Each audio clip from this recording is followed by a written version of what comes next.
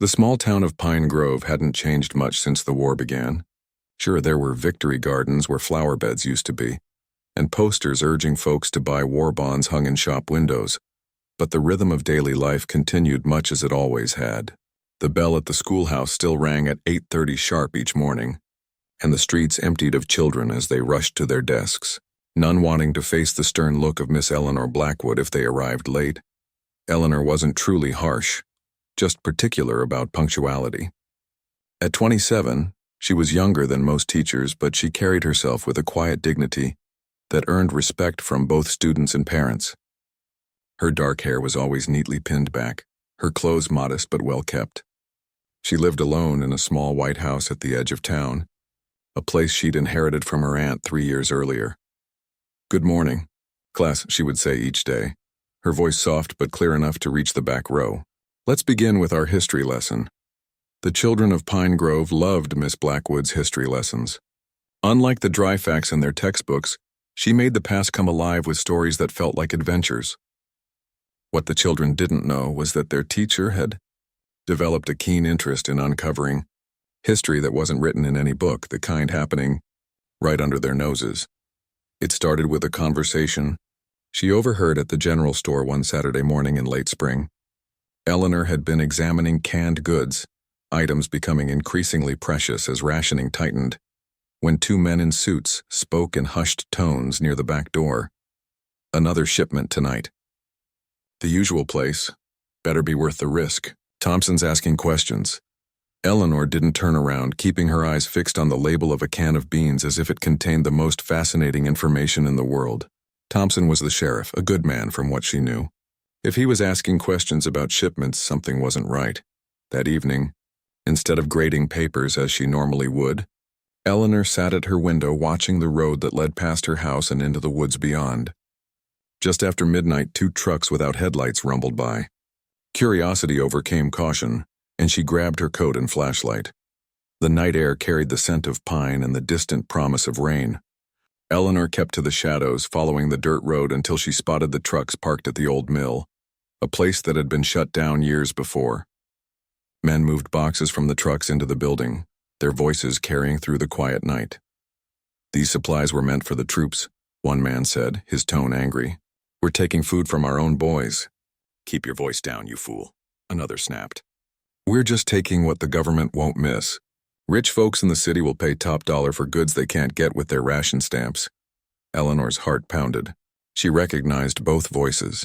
Respected businessmen in town, people who led committees and sat in the front pew at church on Sundays. She backed away slowly, mind racing. This was theft from the war effort, a betrayal of the young men fighting overseas, including her own brother Thomas. The next morning she started her journal. Small and leather-bound, it was a gift from Thomas before he shipped out. "Write down everything interesting that happens while I'm gone," he'd told her with a grin.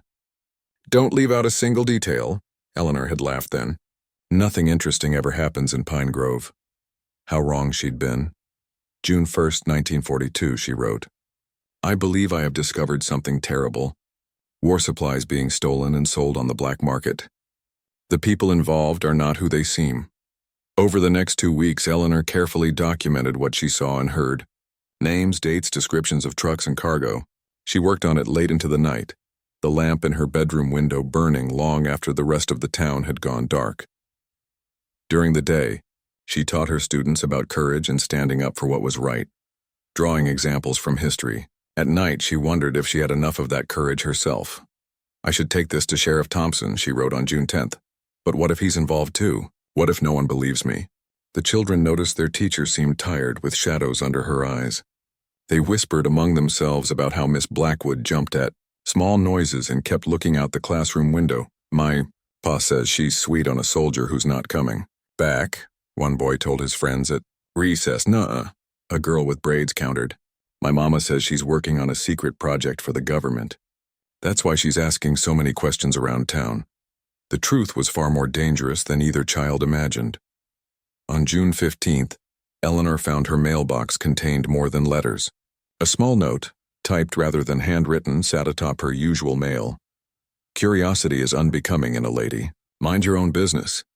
Her hands trembled as she read it, then tucked it carefully into her journal. That night, she noticed a car she didn't recognize parked across from her house. It was still there when she closed her curtains for bed and gone when she checked at dawn. At school that day, she couldn't focus on the lessons. Twice, she had to ask students to repeat their questions. During lunch, she walked to the post office and mailed a letter to her brother's army address. Filling it with coded warnings, she hoped he would understand if anything happened to her. When she returned home that afternoon, she knew immediately something was wrong. The front door, which she always locked, stood slightly ajar. Inside, drawers had been opened, books removed from shelves. They had searched her home but hadn't found her journal. She'd taken to carrying it with her in her teaching bag. That night, she made a decision. Taking a hammer and chisel from her small toolbox, Eleanor carefully removed a section of baseboard in her bedroom. Behind it was a small gap in the wall, just large enough for her journal, the threatening note, and a locket containing a photo of her parents. She secured the baseboard back in place, the seams nearly invisible in the shadow cast by her dresser. June 17, 1942, she wrote in her final entry, "I fear they know what I've discovered. I've seen the same car drive past the school 3 times today. Tonight I'll go to Sheriff Thompson directly. I can't wait any longer. If anything happens to me, look beneath the willow. The truth must survive even if I do not." Eleanor never made it to the sheriff's office. The next morning, her students waited at their desks, growing restless as the minutes ticked by. It wasn't like Miss Blackwood to be late. Finally, the principal came to the classroom, his face grave as he told the children their teacher wouldn't be coming in today, or ever again, as it turned out. The town buzzed with the news. Eleanor Blackwood had vanished overnight. Her bed was unmade, a cup of half-drunk tea cold on her kitchen table. Her coat was missing, but her purse remained on the hook by the door. Sheriff Thompson organized a search party that combed the woods and dragged the river, finding nothing. Some folks said she'd run off with a secret lover. Others claimed she'd been recruited for classified government work due to her sharp mind. A few cruel whispers suggested she'd gone mad with worry over her brother and wandered into the wilderness. No one thought to look inside her walls, where her silent testimony waited to be discovered. As summer turned to fall, and fall gave way to winter, the town gradually stopped talking about the missing teacher. New battles were fought overseas. New names appeared on the casualty lists posted outside the town hall, and life in Pine Grove continued. The school hired a replacement, an older woman who never told stories during history lessons and was strict about proper penmanship. The children eventually stopped comparing her to Miss Blackwood. Eleanor's small white house remained empty for a time, then was sold to a young couple who moved in after the war ended. The mystery of what happened to the young teacher faded from memory, becoming just another strange tale in the town's history. Only the wind in the old willow tree seemed to whisper her name, a sound that grew fainter with each passing decade until it was lost entirely. But secrets have patience. They can wait decades, even centuries, to be revealed. And Eleanor Blackwood's secret waited silently within the walls of her home, through summers and winters, through births and deaths, through the passing of generations who never knew her name. 80 years is a long time to wait, but for the truth it would be worth it. The little white house at the edge of Pine Grove had changed hands many times over the decades. It had been expanded, repainted and remodeled until it barely resembled the modest home where Eleanor Blackwood once lived.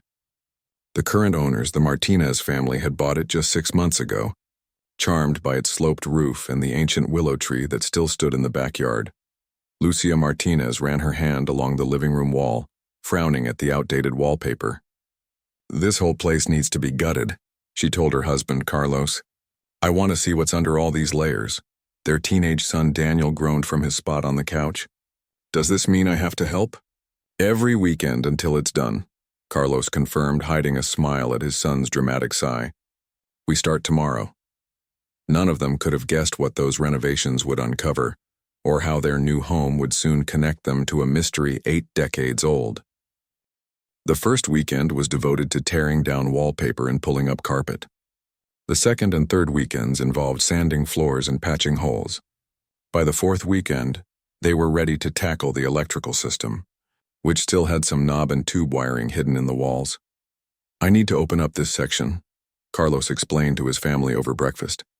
pointing to a wall between the living room and what was once a small bedroom, now their dining room. The electrical inspector said there's original wiring in there that needs to be replaced. Daniel helped his father carry tools from the garage. Despite his initial reluctance, he'd found himself enjoying the renovation work. There was something satisfying about peeling away layers of the past to reveal what lay beneath. "Hand me the pry bar," Carlos said, marking a section of wall with pencil. "Once we get through the drywall, we'll be able to see what we're dealing with." The work was dusty and tedious. They carefully removed a 3-foot section of drywall, revealing the wooden studs and electrical wiring within. Carlos whistled when he saw the old cloth-covered wires. "Definitely needs replacing," he said. "This stuff is a fire hazard." Daniel shined a flashlight into the wall cavity, illuminating decades of dust and cobwebs. "Hey, Dad, what's that?" Carlos peered where his son was pointing.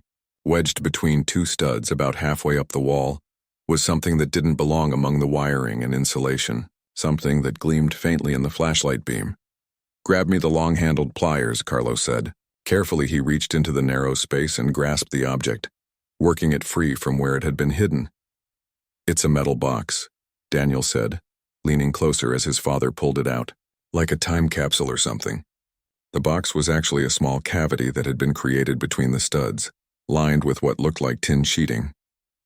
Inside was a collection of items: a leather-bound journal, its cover cracked with age, several yellowed envelopes tied with faded ribbon, and a tarnished silver locket on a delicate chain. "Lucia," Carlos called. "You need to see this." Lucia came running from the kitchen, flour dusting her hands. Her eyes widened at their discovery. Who would hide these things in a wall?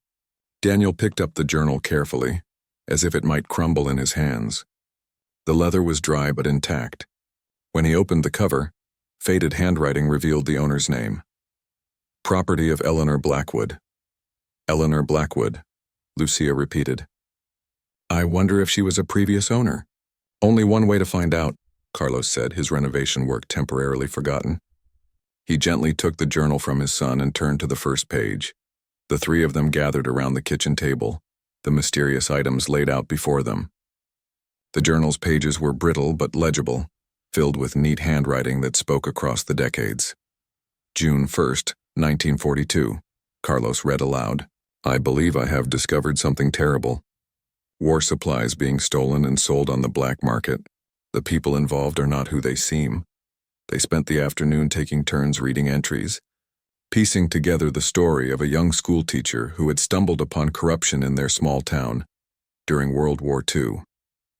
The final entry sent chills down their spines. "June 17th, 1942, Lucia read. "I fear they know what I've discovered. I've seen the same car drive past the school 3 times today. Tonight I'll go to Sheriff Thompson directly. I can't wait any longer. If anything happens to me, look beneath the willow. The truth must survive even if I do not." Daniel glanced toward the window where the ancient willow tree was visible in the backyard. "The willow tree? It's still there." "We need to contact someone about this," Carlos said, carefully closing the journal. "This isn't just a curious find, it might be evidence." Lucia was already searching on her phone. "There's a historical society in town. We should start there." The next morning, Dr. Helen Park from the Pine Grove Historical Society arrived at their doorstep. A small woman with silver-streaked hair and bright, curious eyes, she could barely contain her excitement when shown the journal. "This is extraordinary," she said, handling the aged book with gloved hands. "Eleanor Blackwood's disappearance has been one of Pine Grove's enduring mysteries. There was an investigation at the time, but no trace of her was ever found." "So she was real," Daniel said. "She actually lived in this house." Dr. Park nodded. "She taught at the school for 5 years before she vanished. The case was never solved." She looked up at the Martinez family. "May I take these items to preserve them properly? They're extremely fragile and need to be in a controlled environment." "Of course," Lucia agreed. "But we'd like to know what happens. This is our home now, and finding her journal makes us feel connected to her somehow." "I understand completely," Dr. Park said. "Actually, I'd like your permission to bring in some experts. This journal might help solve a historical cold case." As Dr. Park carefully packed the journal and other items into an acid-free box, Daniel wandered to the window. "What about the willow tree? Her last entry mentioned it." The four of them stood beneath the sprawling branches of the ancient tree. Its trunk was massive, gnarled with age, roots bulging above the ground in twisted knots. She said, "Look beneath the willow," Carlos remembered. But that could mean anything. Dr. Park walked slowly around the tree, studying it from all angles. We'd need ground-penetrating radar to check properly without disturbing anything that might be buried. Or, Daniel said, dropping to his knees beside a large root, we could look for signs that someone already dug here. His fingers traced a peculiar seam in the bark of one massive root. This doesn't look natural. The root had grown around something, partially enclosing it over decades. Carlos borrowed a garden trowel from their shed and carefully scraped away soil from around the spot Daniel had found. After a few minutes of gentle digging, they uncovered the edge of a rusted metal box. "Should we open it?" Lucia asked. Dr. Park shook her head. "Better not. If this is connected to Eleanor's disappearance, it could be evidence. I'll call the police department." 2 hours later, their backyard had transformed into an impromptu investigation scene. A detective named Officer Chen supervised as the box was carefully excavated and photographed in place before being removed. "This case technically remains open," Officer Chen explained to the family. "Any disappearance without resolution stays in our files even after 80 years. The Martinez family watched as the box was placed in an evidence container. "Will you let us know what you find?" Carlos asked. "As much as I'm allowed to," Officer Chen promised. "You've potentially helped solve one of our town's oldest mysteries. A lot of people have wondered what happened to the school teacher who vanished during the war." News traveled fast in Pine Grove, even faster than it had in 1942. By evening, local reporters had gathered at the end of their driveway, hoping for a glimpse of the house where Eleanor Blackwood's journal had been discovered. Neighbors walked by slowly, pointing at the willow tree. "I feel like we're living in a movie," Daniel said, peeking through the curtains at the small crowd. "Who would have thought our boring renovation would turn into this?" Lucia put her arm around her son's shoulders. "History is never really gone. It's just waiting to be found." That night, after the excitement had died down and the reporters had left, the Martinez family sat on their porch, looking at the willow tree silvered by moonlight. The branches swayed gently in the evening breeze. "Do you think she knew someone would find her journal someday?" Daniel asked. "She must have hoped so," Carlos replied. "Why else hide it so carefully?" Lucia thought about the young woman who had lived in their house, who had walked under this same tree, who had disappeared without a trace. She wanted the truth to survive, even if she didn't. In the days that followed, the Martinez family learned more about Eleanor Blackwood. The Historical Society shared photographs they had in their archives. A serious young woman standing with her students outside the old schoolhouse. Eleanor at a town picnic smiling shyly at the camera. Eleanor receiving an award for her teaching, her posture straight and proud. The journal was carefully preserved and digitized. Experts analyzed the handwriting, the paper, the ink, confirming that it was indeed from 1942. The contents revealed a side of Pine Grove's wartime history that had been forgotten or deliberately buried. Corruption, black market dealings, and a brave young woman who had risked everything to expose the truth. As for the metal box found beneath the willow tree, its contents would prove even more revelatory, but the Martinez family didn't know that yet. For now, they continued their renovation work, more carefully than before, wondering what other secrets their walls might hold, what other whispers from the past might be waiting to be heard. The Pine Grove Historical Society occupied a Victorian house on Maple Street, its rooms converted into exhibition spaces and offices. In what was once a formal dining room, Dr. Helen Park had set up a temporary workspace dedicated to Eleanor Blackwood's journal. The leather-bound book lay in a glass case with controlled humidity, its fragile pages now carefully photographed and digitized. "Amazing what paper can survive," Dr. Park told the Martinez family when they visited a week after their discovery. 80 years hidden away and we can still read every word." The society had invited the family to view their findings before sharing them with the wider public. Carlos, Lucia, and Daniel leaned forward as Dr. Park pulled up the digital scans on her computer. "Eleanor's handwriting is beautiful," Lucia remarked, studying the flowing script. "They really taught penmanship back then." Dr. Park nodded. "She was a teacher after all, but it's what she wrote that's truly remarkable." She clicked through to a specific entry. Look at this one from June 3, 1942. The entry described Eleanor's growing suspicions about several prominent men in town. She had begun keeping track of their movements, noting when trucks came and went from the old mill at night. She'd even sketched a rough map showing routes she believed were being used to transport stolen goods. The war created shortages of everything, Dr. Park explained. Sugar, coffee, meat, gasoline, all were rationed. But if you had money and the right connections, you could get whatever you wanted through the black market. Daniel frowned. So these men were stealing supplies meant for soldiers? Exactly, Dr. Park said. Eleanor figured it out and it put her in danger. The next entries grew increasingly concerned in tone. Eleanor wrote about overhearing arguments between the men involved. One named Frank Hargrove seemed to be having second thoughts. "They're getting greedy," Eleanor quoted him saying. "Taking medicine now. That crosses a line." "Hargrove," Carlos repeated. "That name sounds familiar." Dr. Park nodded. The Hargroves were a prominent family here for generations. Frank's grandson still lives in Pine Grove. He's in his 70s now. As they continued through the journal, the tension in Eleanor's words became palpable. She wrote about receiving threatening notes, about feeling watched, about debating whether to go to the authorities. "I know I should tell Sheriff Thompson," she wrote on June 7th. "But what if he's involved too? Or what if they silence him like they plan to silence me?" The final pages of the journal were the most disturbing. Eleanor had begun to make contingency plans. She'd mailed copies of her notes to her brother overseas. She'd hidden evidence under the willow tree. And most chillingly, she seemed to know her time was running out. What was in the metal box? Lucia asked, thinking of what they'd found beneath the willow. Dr. Park's eyes lit up. "That's where this gets even more interesting. The police allowed us to examine the contents once they confirmed it wasn't an active crime scene." She moved to a different computer file. The box contained these. The screen filled with images of old photographs. They were grainy and black and white, clearly taken with a simple camera, but what they showed was unmistakable. Men loading crates from military supply trucks into unmarked vehicles. Close-ups of official government stamps on packages being pried open. And most damning of all, a group photo of 5 men standing proudly around a table covered with goods. Sugar, coffee, cigarettes, medicine, and more. Eleanor must have used a small camera to document what she saw, Dr. Park said. These men thought they were untouchable. They didn't even try to hide their faces. Daniel studied the photos with growing excitement. So she was like a spy. Dr. Park smiled. A brave one.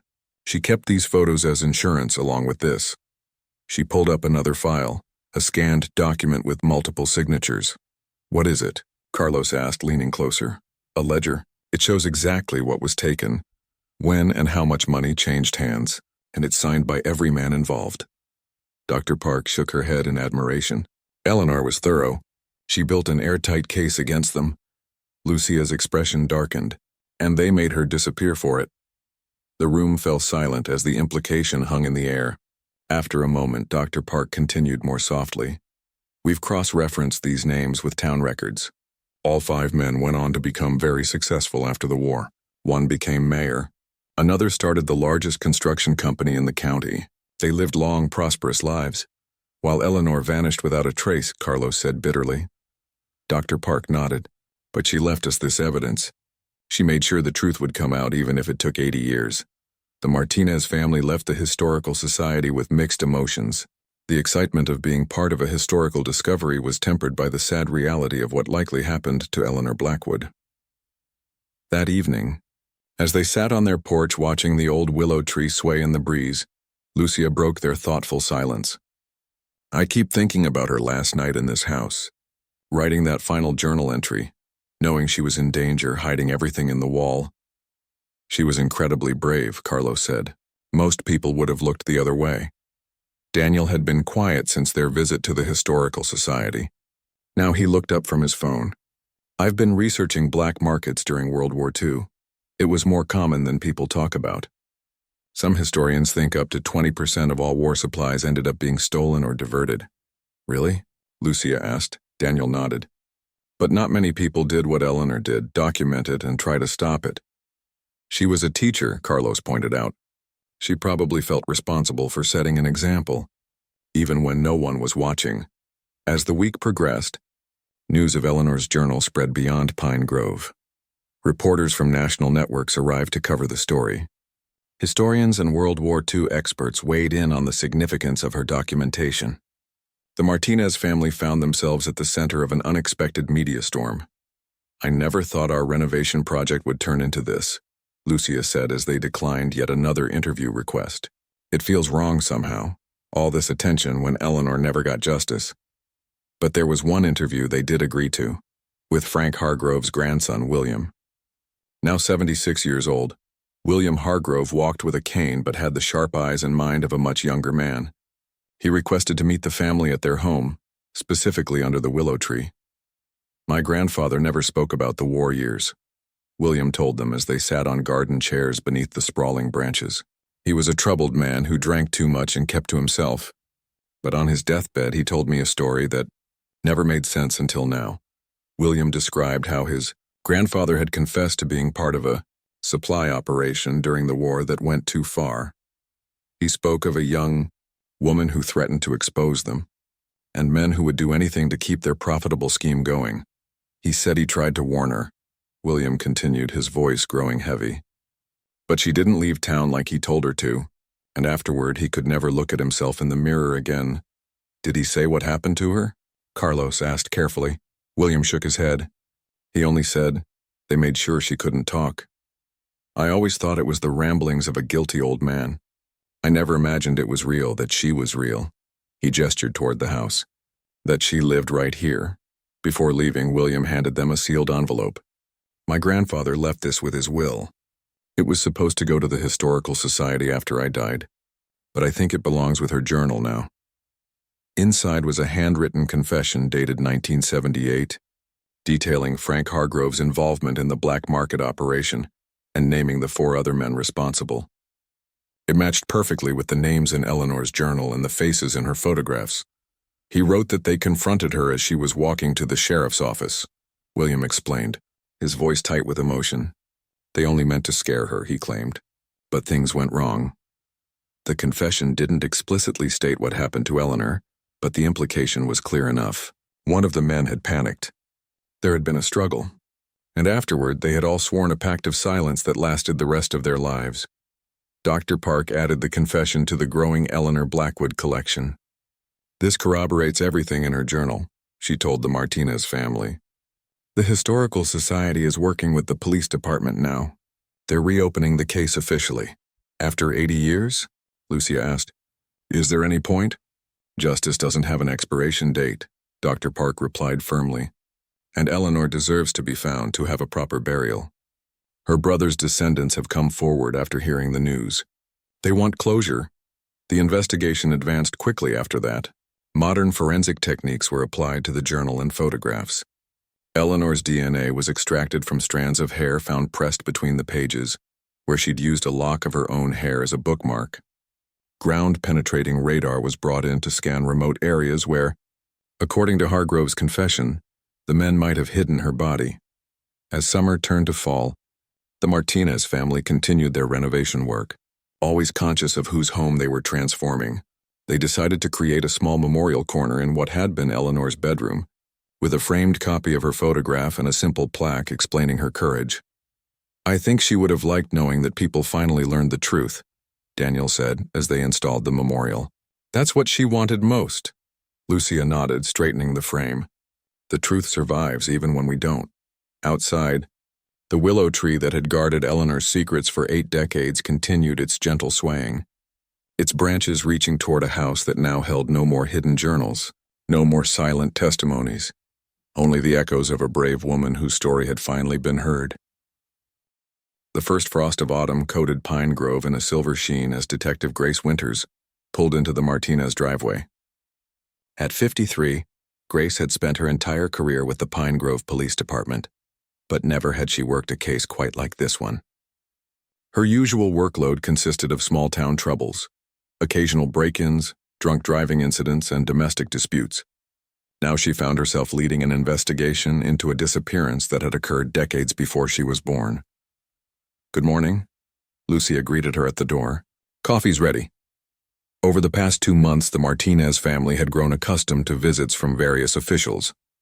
Their home had become an unofficial, headquarters for what the local newspaper had dubbed the Blackwood investigation. The kitchen table where they'd first read Eleanor's journal now regularly hosted meetings between police, historians, and forensic experts. Grace accepted the coffee gratefully. Outside the window, a team was setting up ground-penetrating radar equipment near the willow tree. Third scan this month, Carlos noted, joining them. Different company this time? Grace nodded. This group specializes in cold cases. They've helped locate remains from the 1930s in other parts of the country. She hesitated, then added, I don't want to get your hopes up, but we've also got permission to search the old logging roads near where the mill used to be. According to Frank Hargrove's confession, the confrontation with Eleanor had happened on her way to the sheriff's office. The old mill where the black market operation was based had been torn down in the 1960s, but the network of logging roads that once connected it to more remote areas remained, though they were now overgrown and rarely used. Dr. Park sent over something interesting yesterday, Grace continued, pulling out her tablet. They've been analyzing Eleanor's handwriting in the journal, and they noticed something strange in her final entry. She showed them a magnified image of the last line Eleanor had written, If anything happens to me, look beneath the willow. The truth must survive even if I do not. The pen pressure changes in the word willow, Grace explained. It's subtle, but she pressed harder on the second L. Dr. Park thinks it might be intentional, a clue of some kind. Daniel, who had been listening from the doorway, moved closer to look. Like she was trying to emphasize something. Possibly, Grace agreed. We're looking at old maps of the area. There was a willow creek about 5 miles from here, and the old mill had a foreman named William Lawrence. People called him Will for short. Carlos frowned. So willow might have been a coded reference to something else. Teachers are good with codes and wordplay, Lucia pointed out. She might have been trying to hide her meaning from anyone who found the journal. Grace's radio crackled with static. Detective, we're ready to begin the scan when you are. As they headed outside, Daniel asked, What happens if they find something? He trailed off, uncomfortable with the question. Grace understood his unspoken concern. If we locate remains, we'll treat the area as a crime scene. It would be handled with the utmost respect. She glanced toward the willow tree. But first we need to find her. The search that day yielded nothing, but Grace returned the following week with renewed determination. This time, she brought along a man in his 80s who moved slowly with a walker. This is Thomas Blackwood, Jr. She introduced him to the Martinez family, Eleanor's nephew. His father was her brother who served overseas during the war. Thomas's eyes were cloudy with cataracts, but they brightened as he took in the house. Dad talked about this place sometimes. Said his sister had the prettiest little garden out back with roses she was mighty proud of. Lucia took his arm gently. Would you like to see the backyard? The roses are long gone, but the willow tree is still there. As they walked him around the property, Thomas shared memories passed down from his father. Dad got her last letter while he was stationed in the Pacific. She'd written it in a kind of code they'd made up as kids. Said she was in trouble but couldn't explain why. By the time he got home in 45, she was long gone and nobody would talk about it. He paused beneath the willow tree, looking up at its massive branches. Dad searched for her every way he could think of. Hired private detectives even, but they never found a trace. His voice grew thick with emotion. He kept her photo on his desk till the day he died. The connection to Eleanor's living relatives added new urgency to the investigation. The local newspaper ran a feature on Thomas Blackwood, Jr., including a photo of him holding the recently discovered picture of his aunt. The story caught national attention, and soon true crime podcasts and documentary filmmakers were contacting the police department. It's strange how many people care about Eleanor now, Lucia told Carlos one evening as they scrolled through social media, where dark justice for Eleanor was trending. When she actually needed help, no one listened. Carlos nodded soberly. That's why cold cases matter. They remind us that justice shouldn't have an expiration date. The breakthrough came from an unexpected source. A graduate student researching wartime economics for her dissertation had been digging through county records when she discovered an anomaly, a land purchase in 1942 by a shell company connected to the 5 men, named in Eleanor's journal.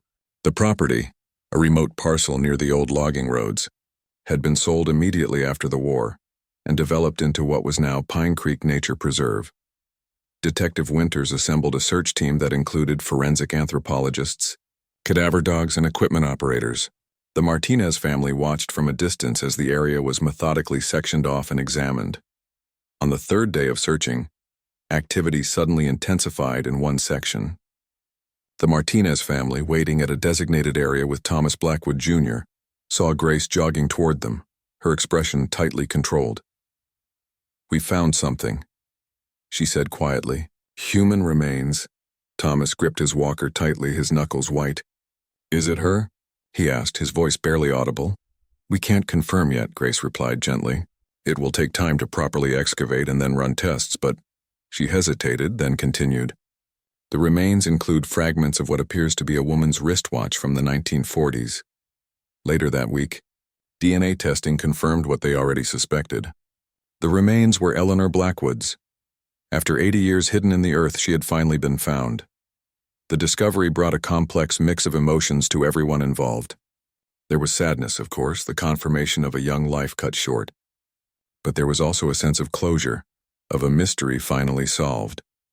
For the Martinez family, their connection to Eleanor had grown over the months of investigation. They felt like they knew her. Her courage, her determination, her sacrifice. "What happens now?" Daniel asked as they sat with Detective Winters in their living room. "Now we make sure she gets the dignity she deserves," Grace answered. "A proper burial, for one thing. And we're building a case against the estates of the men responsible, though they're all long deceased. Will anyone be held accountable?" Lucia wondered. Grace's expression was determined. "Perhaps not in a traditional sense, but we'll make the truth known. The Historical Society is creating an exhibition about Eleanor and the corruption she uncovered. Schools will teach her story, and the town is discussing a memorial, possibly renaming the elementary school in her honor. The day they laid Eleanor to rest was bright and clear, the autumn leaves at their most vibrant. Half the town turned out for the service, including many of the current teachers from Pine Grove Elementary. Thomas Blackwood Jr. sat in the front row, a photograph of his father in uniform placed beside him. "My father would be grateful to know his sister was finally found," he said during the service. He never stopped believing in her courage. The Martinez family attended together, still somewhat amazed that their simple home renovation had led to this moment. As the service concluded, Daniel noticed a group of schoolchildren placing white roses on the casket. "Who are they?" he asked. Dr. Park, standing nearby, smiled. "Current students from the school where Eleanor taught. Their teacher has been helping them learn about her as part of a project on local heroes. The discovery of Eleanor's remains brought national media back to Pine Grove. The Martinez family declined most interview requests, but they did agree to one, a documentary about female heroes of World War II. The filmmaker, a thoughtful woman named Rita Chen, spent a week with them, recording their perspective on Eleanor's story. What strikes me most about this case," Rita told them during a break in filming, "is how Eleanor never gave up. Even when she knew she was in danger, she made sure the evidence would survive. She played the long game for justice," Carlos nodded. "She couldn't have known it would take 80 years, though." "Maybe not," Rita agreed. "But she understood something important, that truth has patience. It waits to be discovered." As fall turned toward winter, life in the Martinez house gradually returned to normal. The media attention faded. The police concluded their active investigation, though the case file remained open for any new information that might emerge about the 5 men's actions. The willow tree in their backyard stood bare now, its summer greenery gone, its branches traced against the sky like writing on a page. Sometimes Lucia found herself looking at it from the kitchen window, thinking about the young woman who had hidden her evidence beneath its roots. "Do you ever feel like she's still here?" she asked Carlos one evening.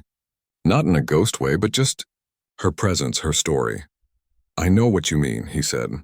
"This will always be Eleanor's house in some ways, and I'm okay with that." The final piece of Eleanor's story came on a December morning when a package arrived from the Historical Society. Inside was a framed document, the deed to their house from 1939 when Eleanor had inherited it from her aunt. At the bottom was Eleanor's signature, the same flowing handwriting they had come to know from her journal. "For your memorial corner," Dr. Park's note read, "We thought you should have this." Lucia hung it carefully on the wall beside Eleanor's photograph. "Welcome home," she whispered, stepping back to look at them together.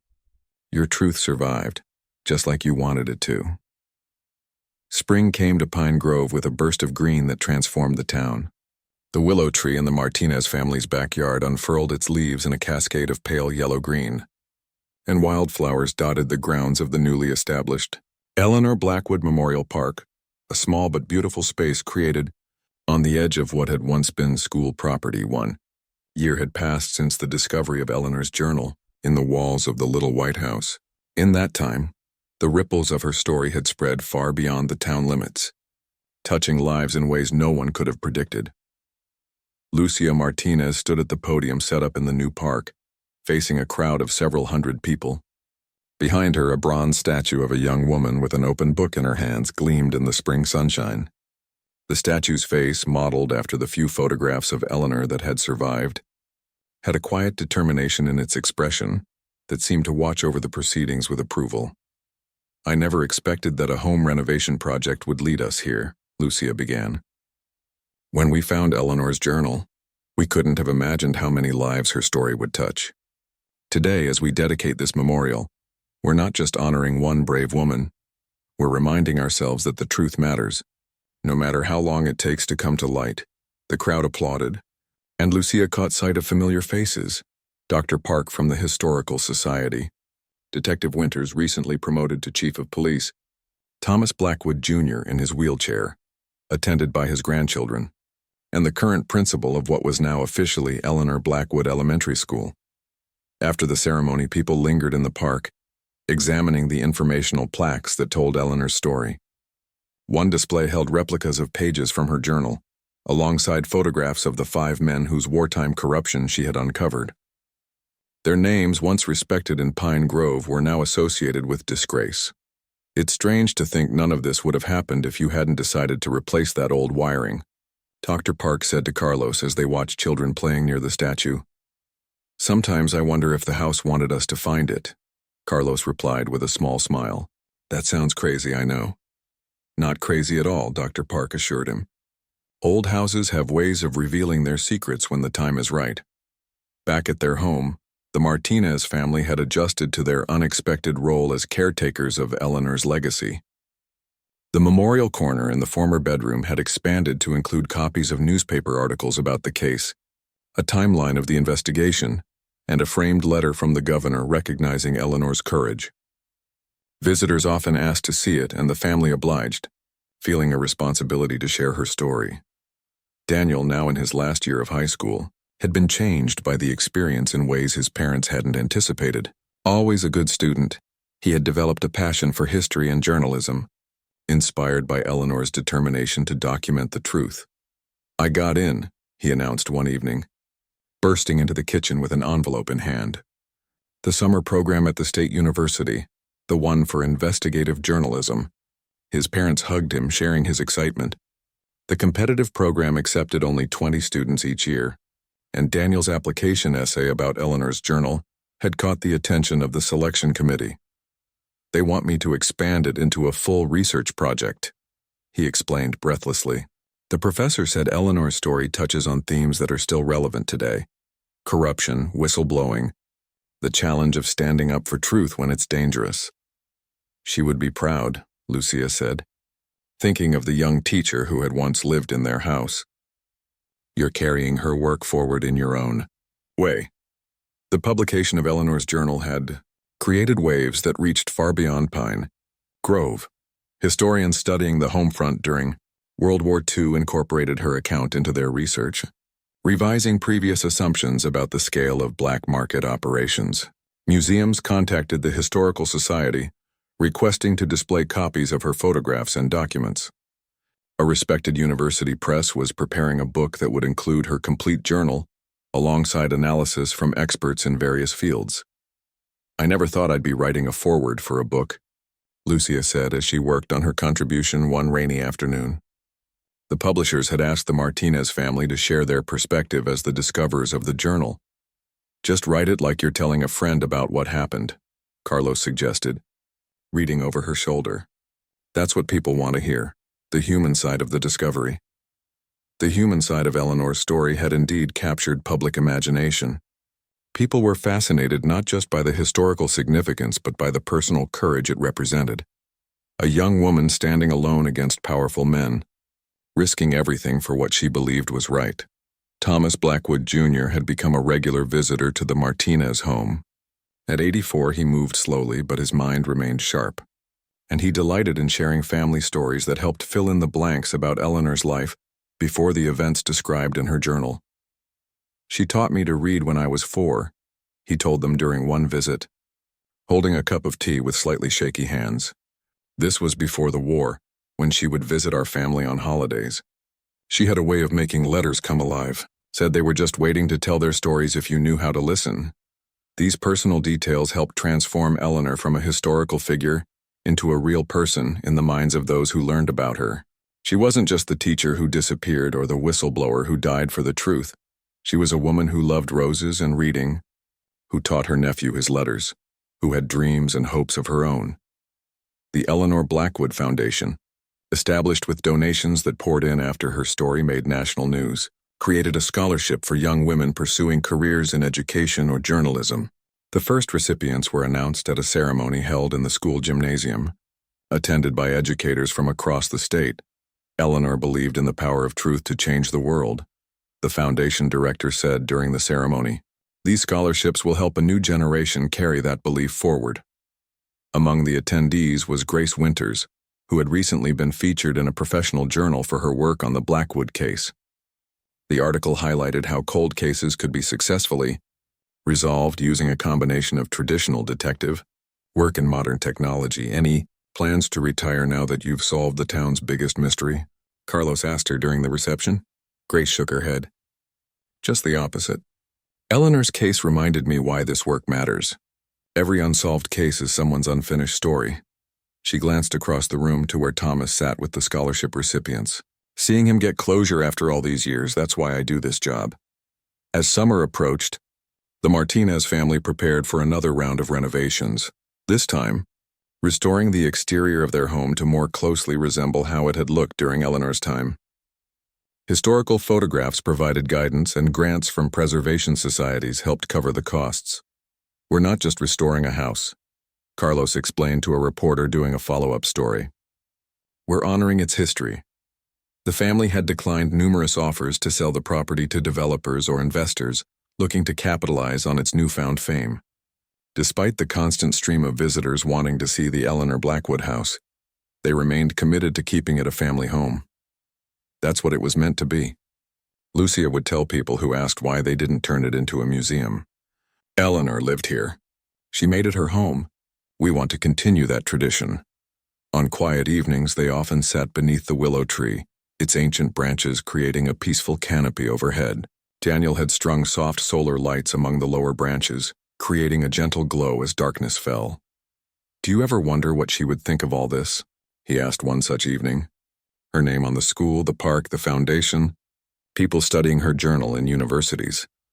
Lucia considered the question. "I think she would be surprised by the attention. From what we know about her, she wasn't seeking fame. But she wanted the truth to be known," Carlos added. "That part would matter to her." They fell silent, listening to the rustle of leaves in the evening breeze. Somewhere in the distance, a car horn honked, a reminder of the modern world beyond their quiet yard. "You know what I think she'd care about most?" Daniel said finally. "That the men who were stealing supplies meant for soldiers were finally exposed. That was what she risked everything for." Lucia nodded. "Justice, even if it came 80 years late." The legacy of Eleanor Blackwood continued to evolve as more people encountered her story. For some, she was a historical curiosity, a window into wartime America and the challenges faced on the home front. For others, particularly young women, she became a symbol of courage and integrity in the face of pressure to remain silent. For the Martinez family, she was something more intimate, a presence whose story had become intertwined with their own. They didn't just live in Eleanor's former house. They had become custodians of her memory, entrusted with sharing her truth with the world. As Lucia put the finishing touches on her foreword for the published journal, she wrote, "Eleanor hid her words in a wall hoping someone would find them someday. She couldn't have known it would take 80 years, or that her journal would be discovered by a family who had never heard her name. But perhaps that's how truth works. It waits patiently in the darkness, until the right moment comes for it to step into the light. She paused, considering her next words carefully, then continued. Eleanor's story reminds us that what we do matters even when no one is watching. Especially when no one is watching. The choices we make in our most private moments, to stand for truth or look away from it, these define not just our lives but our legacy. Eleanor chose truth no matter the cost. Her journal was hidden in a wall, but her courage was written into the very foundation of our community, waiting all these years to inspire us. Outside, the willow tree swayed gently, its branches touching the ground like fingers on a keyboard, writing invisible stories in the air. Like Eleanor herself, it had weathered decades of storms and seasons, its roots growing deeper with each passing year, its presence a living reminder that some things endure far beyond our understanding. Truth, memory, and the quiet courage of one woman who refused to be silenced.